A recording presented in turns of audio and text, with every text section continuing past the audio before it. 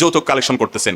লোকটা মেয়েটাকে বড় করে ছেড়ে দিয়েছে, ও যৌতুকখোর ছেলেরা, বাবারা শুনে রাখেন, বিশেষ করে যারা বিয়ের সময় যৌতুক খান, হারাম খান, জুলুম করেন, মেয়ের বাপের বাড়ি থেকে এগুলো ভোগ করেন, আপনাদেরকে বলছি, আপনি যেদিন বাবা হবেন, আপনার ঘরে একটা কন্যা সন্তান হবে, মেয়েটা যখন বড় হবে, অন্য ছেলের হাতে, ছেলেটা যদি ফেরেশতাও হয়, তার হাতে যখন তুলে দিবেন, তখন বুঝবেন কলিজাটা কেমনে ফাটে, কিভাবে চোখ দিয়া ফেলফেল করে পানি আসে।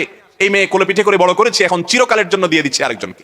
কত বড় নির্লজ্জ হলে সেই শ্বশুরের কাছ থেকে আবার কোনো টাকা পয়সা, ফ্রিজ, এটা সেটা, মোটরসাইকেল, এগুলো আশা করে। এগুলো হারাম, কোনো সন্দেহ আছে?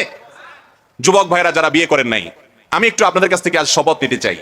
আপনারা হাত তুলে অঙ্গীকার করবেন যে আমরা আমাদের বিবাহে যৌতুক নেব না, নিতে দেব না। নিয়ত করবেন ইনশাআল্লাহ।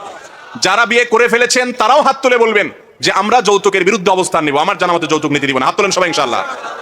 আল্লাহ আমাদের সবার হাতগুলোকে কবুল করুন। আল্লাহ যৌতুকের বিরুদ্ধে সংগ্রাম